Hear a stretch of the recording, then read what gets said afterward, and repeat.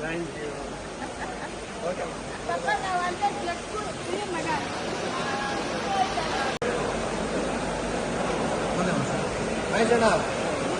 ಹೇಗಿದ್ದೀರಣ್ಣ? ಆ ಕಡೆ ಒಂಚೂರು ಹಂಗೆ ಇದು ಮಾಡಿ ಬನ್ನಿ, ಹಂಗೆ ಬನ್ನಿ.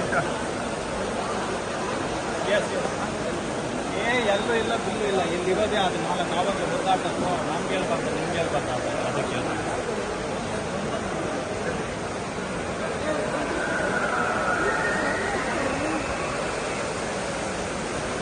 ಕಡಿಮೆ ಬರ್ತಾನೆ.